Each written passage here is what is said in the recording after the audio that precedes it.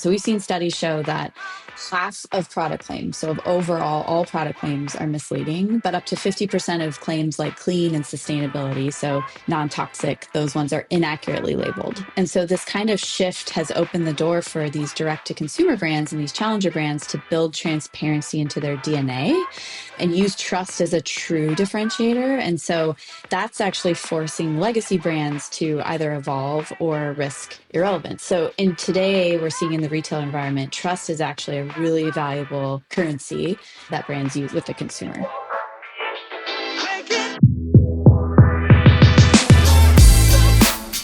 Hello and welcome to Retail Remix. I'm your host, Nicole Silberstein, and in today's episode, brought to you by BigCommerce, we are sitting down with Kimberly Shank of Novi Connect to talk about health, safety, and sustainability in consumer packaged goods. Over the last year, there's been a marked shift in brands' vocalness around ESG topics. But despite the public pullback of some companies in this arena, many more are continuing their efforts, in large part because retailers and consumers are still very much demanding it. Kimberly and her company are at the forefront of helping brands and retailers navigate this increasing demand for transparency and verification amid a growing trust deficit with consumers. The platform powers values-based programs for retailers like Amazon, Target, Sephora, and Ulta, verifying the claims of mission-based brands whose products meet elevated standards for human and environmental health. Kimberly offers a sharp perspective on the intersection of technology, consumer trust, and the evolving retail landscape. So settle in because she has a lot of great insights. Welcome back to Retail Remix. Today, I have with me Kimberly Shank, the CEO and co-founder of Novi Connect, which is a technology company helping drive the future of conscious commerce. Kimberly, thanks for being here. Thanks so much for having me, Nicole. Okay, so why don't you start off and just tell us a little bit about yourself and what you do at Novi Connect? Yeah. So I've always had a really strong pull towards service. My mom was a teacher, my dad was a pilot, and that value, I guess, of service is what really led me to join the US Air Force. And so that's where I served as a chief data scientist. And there, every decision was mission critical and purposeful, and it really shaped how I think. And data isn't just about numbers, it's about solving problems that impact people's lives. So later I became a mom, and it really, I guess, deepened that sense of purpose for me. But I remember getting pregnant with my first child and becoming hyper aware of the products I was using to clean my house, that I was eating, that I was putting on my body. And I was pretty shocked about the lack of transparency that existed in the common products we use every day, especially the ones that I was bringing into my home for my family. And so this is just when I realized that it was a data problem. A lot of the skills that I had developed in the military, that I had used in tech, could really uniquely help drive the transparency that I wanted to see in consumer goods. So that's basically how Novi came to life. And that's where Novi comes in. Yeah, we help brands and retailers build the trust, earn loyalty, drive sales by independently verifying everything from ingredients, product formulations, certifications, health and sustainability claims. And so we work with major retailers like Target, Sephora, and Ulta to power the values-based programs that they stand up to connect the conscious consumer to brands that meet these higher standards for health and sustainability. The Air Force is a really interesting starting point for a career in tech. I mean, do you think that your military background has given you a different perspective or maybe different training in the arena of data science than what you would have gotten had you started your career at a more traditional civilian company? Yeah, absolutely. I mean, the military, first off, it instilled this mindset of service before self. So you quickly learn that your role is to support a greater mission. And so that actually directly translates into how we operate at Novi. So we're very deeply mission driven. Everything we do, it ladders up to this mission of accelerating this shift to conscious commerce. We want better products out in the market. We want consumers to have access to those products. And so that guides a lot of the innovation that we do, how we make decisions with integrity. But I think this is actually, integrity is really important to me. It's a core value that I learned in the military, and it's doing the right thing when no one is looking. And that is actually what drives a lot of the motivation with data and the training around how we leverage data in the military specifically too. It's using it to do the right thing, even if it's hard, but that's in service of driving real progress. So I would say a lot of the concepts there, sure, there's the technology and the hard skills that I learned, but a lot of it was the more softer skills of how you do right and use those skills for doing good in the world. And that idea of doing it when nobody's looking, it reminds me of the shopping cart test. Have you heard of this one where No. are you a person who will return the shopping cart to like the Carol? Or are you a person, it's like a litmus, or are you the kind of person who just kind of like throws it into the empty parking lot next to your car? It's kind of that, when nobody's looking. That's So great. I like that. I Yeah. like that element of it. And there has been a really interesting evolution in consumer trust in general over the past couple of decades. It used to be really all you needed was an established brand name. Not that it was easy to create a brand name that was established, but once you had that, you had consumer trust. That has slowly been shifting. And so I wonder if you could just tell us a little bit about that shift. What's been driving it and what is required now for brands to establish that crucial trust with consumers? Yeah. Yeah. I mean, you hit on the head. We're living through a very interesting transformation. Brand name alone can't carry the trust. It's mostly because today trust is earned, it's not inherited. And so what we've seen is the democratization of data and information has really empowered consumers to ask deeper questions. So they want to know what's in this product? Where did it come from? Do these claims actually mean anything? What do they mean? And so this is good for good reason. So we've seen studies show that half of product claims, so of overall all product claims, are misleading, but up to 50% of claims like clean and sustainability, so non-toxic, those ones are inaccurately labeled. And so this kind of shift has opened the door for these direct to consumer brands and these challenger brands to build transparency into their DNA and use trust as a true differentiator. And so that's actually forcing legacy brands to either evolve or risk irrelevance. So in today, we're seeing in the retail environment, trust is actually a really valuable currency that brands use with the consumer. Yeah, but when you share statistics like that, and even myself as a consumer, it brings such a sense of skepticism, like dismay. And so I feel like it might be even harder now for brands to earn that trust because consumers have been burned before by these claims. And so there is a skepticism now to everything. If a brand is saying it, that doesn't necessarily mean it's believed, right? Exactly. Exactly. So then how is Novi kind of helping to bridge this gap, provide that substantiation or proof that consumers and retailers are now requiring of brands? Yeah.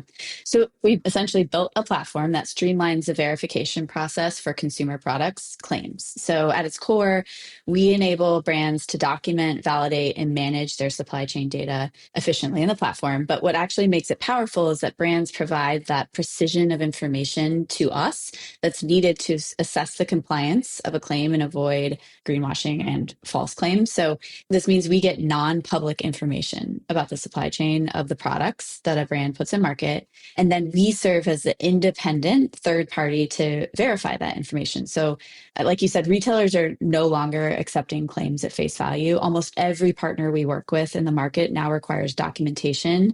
Substantiation is no longer optional. And so whether it's clean ingredients, free of additives, sustainable packaging, ethical sourcing, we basically provide the infrastructure to prove those claims with real data and evidence. And so then are those verifications shown to the end consumer in any way, like a seal or something? Or is this more of a back end kind of reassurance for the merchants? Yeah, it's both actually. So on the front end, the retailer surface the data to the consumer throughout the customer journey on the site. So that's in filters, that's in keyword searches, that's in badges that might show up on search pages or on the actual product listing page itself.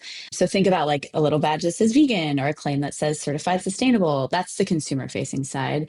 And then we also on the back end house and document and store all of the information that makes the claim backed by real verifiable data, not just marketing language.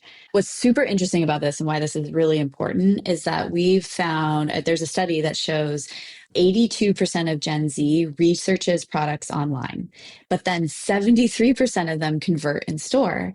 And so what's interesting is this data online is what fuels discovery, but education on the product builds the consumer's confidence so that when they go in store and do the last mile, which is how does it look on me? How does it feel? The things that you can't do online, that's what ultimately drives conversion. So it's really important to be consumer facing in an omni-channel way. Oh yeah, that's really interesting. How are brands doing that in stores? Have you seen retailers do this? Yeah, so there's a lot of the retailers that are doing in-store signage, end caps, even in the way that they're designing store layouts, putting certain shelves or certain whole sections of the store dedicated to products that have better for you claims in some capacity to help consumers shop. Very interesting. So, some of these claims, specifically the ones around health and safety, are things that I would have thought would be verified more at like a government regulatory level. Why is there a need then for a company like yours? Because the government also does kind of protect consumers against some of these false claims, right? You would think so. Unlike the EU, the US has very limited regulation in this space. And there's a lot of groups out there that have been trying for years to push the narrative forward. But in that slowness and sometimes just resistance for the government to step in, we've seen increasingly retailers are actually having to step up and fill that void as the de facto regulators in a way. And so there's that dynamic. But what's interesting is that consumers are actually starting to hold the retailers accountable and brands at large. And we've seen this. It's a crazy world that we live in is now your whole entire reputation as a brand can be destroyed on TikTok overnight. So it's just really important, that you're standing up to the claims that you're saying, but it's not just about compliance or liability. What's interesting is it's also becoming, which is different than the EU, a revenue strategy, because in the EU, since there is so much regulation, consumers can trust that the majority of products that they're shopping for are trustworthy. But in the US, you can't trust that. And so you see like Amazon, they set up Amazon Climate Pledge Friendly program, which is that green leaf seal you now see so prominently when you shop. And they've seen really incredible lift. So they have over 1 million products badged as part of that program. And they've seen a 12% increase in sales because consumers are shifting to purchasing those products. So it's really a business case now that we're seeing really interesting dynamic in the US to drive conversion and build the long-term loyalty. It strikes me as you're speaking that there's many layers to the trust here. So the ultimate goal of Novi is to help consumers feel confidence in the products they're buying. That requires, though, that your clients, the retailers, trust Novi as a company that can be unbiased and thorough in these verifications. How have you built that trust around your own brand, the Novi brand? That's a very important component. So first, we actually remain unbiased. We don't set any of the standards. We don't define the standards. We rely on standard holders, authoritative lists, regulatory bodies, a lot of stuff in the EU, certification bodies, what the retailer sets as the standard. We rely on them to do that. We actually just sit as the data layer to verify whether a brand or a product has the correct substantiating data to meet the requirements. So it makes the process of verification very black and white. There's no gray. There's nothing left up to interpretation, and allows us to remain as that neutral third party so that we can be the trusted intermediary. And so it's important because, consumers don't trust brands to self-proclaim or their claims. Retailers don't want to be in the business of validating claims of the third-party brands they sell, and consumers don't trust them to do that anyways. And so because we take that data approach, we can come in as that natural, neutral trust layer to the ecosystem. Next up, we're going to talk about the current state of ESG efforts at retail and the realities of conscious consumerism right after a message from our sponsor. Retailers know how frustrating it is to use a rigid e-commerce platform with tons of restrictions and hidden fees. But what if you could customize and curate your online store exactly how you wanted? Meet BigCommerce, the flexible e-commerce platform that works for you, not against you, where you can easily integrate with any best-in-class tools with no additional fees. That means more money in your pocket. Whether you're selling B2C or B2B, BigCommerce delivers powerful e-commerce solutions for every business need. Want to learn more? Visit bigcommerce.com/retailremix.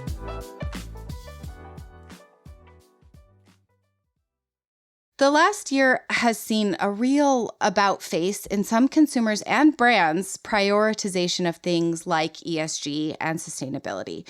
I'm curious first what your take is on this pullback in some corners of retail, certainly not all of retail, and how much you think consumers still really do care about things like ethical sourcing or values-based product offerings. What we're seeing is it actually comes down to semantics. So it's true. We are seeing a pullback in claims associated with terms like ESG, sustainability, sometimes even climate. Those things are starting to fall out of favor a little bit, but we're seeing claims around health, wellness, clean, and these can be things that are healthy for you, healthy for the planet, things like vegan, cruelty-free, gluten-free, organic, free of phthalates. Like those are actually very, very prominent and sought after, and consumers are really resonating with those. So despite maybe not being something that consumers are looking for potentially in terms of shopping, it is a signal for trust. So we're seeing there was a study that 55% of consumers would completely stop buying from a brand if they learned of a misleading claim. So even if you aren't using it as a way to go after consumers, you can misstep and destroy trust in your brand overnight. And so that's what's actually driving long-term loyalty decisions. But ultimately, outside of that, it's really important for younger consumers, especially Gen Z and millennials. I like to consider myself still a younger consumer, but Me too. yeah, they continue to care. And so 70% of Gen Z says they're willing to pay for more sustainable, healthy products. And so we are seeing that retailers are investing because they're winning market share, and it's not going away. It's just more of a semantics of how you position it and which claims the consumer really cares about. I mean, and speaking of older consumers, millennials, like you mentioned that you really started to pay attention when you became a mom. So there are moments among older consumers later in life that still kind of drive these shifts or awareness of these factors. Absolutely. Now, and this is particularly true with Gen Z, but there has always been a little bit of a divide between what consumers say they care about and what they then actually end up doing when it comes to values-based purchasing, particularly given that some of these products like sustainably sourced products, they can sometimes tend to be more expensive. So given that we know that consumers don't always follow through with their more high-minded intent, why is it important for companies to still promote these values and types of products? Yeah. So interestingly, we are seeing strong data, and this was a national study done by NIQ across products sold in multiple different categories, but these values-based products are actually outperforming the traditional ones. So even though they're a smaller share of the market, they're actually driving 33% of the growth in CPG and are growing 3 times faster than conventional products. So it is interesting to see that the shift, they're growth engines now for products of this that are marketed in this way, but it's also just important for long-term retention and value to loyalty. So if you are wanting to not only attract but retain the next generation of shoppers, that's what we're seeing is the Gen Z. There's a lot of studies that have shown that this category of consumer, it's more of a table stakes expectation of the products versus in the millennial generation, it was used as a differentiation. Like, oh, this is a different type of product because it's made better, versus Gen Z is just expecting all products to be made in that way. And I think that's what's interesting in the data to just see like it really is outpacing conventional product growth in CPG specifically. That really is interesting. And it actually kind of in part answers the next question, but I'm still going to ask you what other impact you're seeing among the retailers you work with in bringing in these values-based brands and investing in verification. Essentially, why is it worth it for retailers to invest in these kinds of products and also verification programs like yours? Yeah, it's actually pretty compelling. So we talked about the macro level shift in the market. So for example, Amazon's program where they have that little sustainability shopping leaf on over 1 million products that they sell on Amazon.com, which is crazy. The data that they are showing in multiple studies they've done on this program is that it's driving a 10% increase in page views. So that's discovery. You're getting discovered now. You're differentiating yourself on one of the world's largest online stores, but also a 12% increase in sales. So customers are converting. And then what's interesting at the outset of that is 100 million customers have switched to these products on Amazon and stayed and continued using these products. And And so it really speaks to the loyalty. So that's Amazon alone. But then when we look at Novi, the data from all of the values-based programs that we're powering across the different retailers we work with, we've seen that the average shopper is 61% more likely to shop when a retailer has these programs. And then the best shopper, so like the highest value shopper at the retailer, is 81% more likely to shop. So it's just interesting in the data, which is where I get excited because it's a very unbiased view of the world. We're seeing really significant lift and shift in consumer behavior when a retailer or brand participates in one of these programs. I mean, those are some pretty incredible numbers. If I was a retailer not already investing in these kinds of products, I would probably say, all right, time to start looking at this. What should retailers who aren't yet really investing in values-based product categories, but see the value, think they need to move into this space, what should they be keeping in mind as they start to look at this segment of products? Yeah, there's a couple of things. And so the first we always talk about is starting with the data. It really is the foundation that enables you to drive consistency across every touch point. So like we talked about online and store omnichannel, but the second pace is creating inclusive and diverse programs. And so what that really means, inclusive, is not all brands can meet every certification. So giving them multiple pathways to meet a claim and drive participation, but also diversity in programs. So not these generic programs like, here's our healthy section. It's like, no, this is free of phthalates. This is free of PFAS. This is cruelty free. This is vegan. This allows customers who have different, I might be gluten free, you're not. We have different things that we care about. So it allows you to reach a more diverse set of consumers who can shop the values that are unique to them. So we talk about program design as being really important and how the values you select. And then also just like implementation is so important. It's very cross-functional. So you got to work with your IT team, your merchandising team has to be involved, your legal team, all of them working from the same playbook to really successfully stand up one of these programs so that it really drives the value that you're hoping for. Mm-hmm. Before we let you go, I'm hoping you can kind of take out your crystal ball for me and give us a peek into what you foresee for the future of values-based merchandising. So I think the space, we all talk about AI, but it's shifting pretty rapidly. And we're seeing now ChatGPT having shopping interfaces, and Shopify has a partnership now with OpenAI. And what this is just really signaling is that LLMs are helping to choose which products are surfaced for a consumer. And that last moat then really is trust. And so websites are now becoming product feeds or places where ChatGPT then becomes a store. And so it's not just where you show up, it's why the algorithm chose to surface you in the first place. And so LLMs inherently just really like structured, verifiable, trustworthy information. And so how you structure that information, how you show up with transparent data, and that is machine readable, backed up by sources, embedded deep into your product pages. I think that's going to be really interesting because these models, they're selective. They're not like exhaustive like we've seen the traditional shopping landscape. So it goes deeper than, yeah, we want to do this for consumer trust, but we got to do this for model trust at the end of the day, if those are the ones that are going to be surfacing recommendations to consumers in the future of shopping. Wow. So. Very interesting. Well, thank you, Kimberly, for all of that deep kind of insightful look into the world of conscious consumption, which is changing rapidly. Appreciate you being here. Thanks for having me. It was wonderful, Nicole. Thank you also to our sponsor, BigCommerce. And as always, we would love to continue this conversation with all of you on LinkedIn on the Retail Touchpoints page. Be sure to stop by and drop your take on the topics we covered with Kimberly today, and let us know what you want to hear about in future episodes. Thanks, everyone. Talk to you all soon. Thanks for joining us for another episode of Retail Remix. Be sure to subscribe so you don't miss a future episode. You can find us on Spotify, Apple Podcasts, YouTube, or your favorite podcast app. Until next time, keep mixing it up.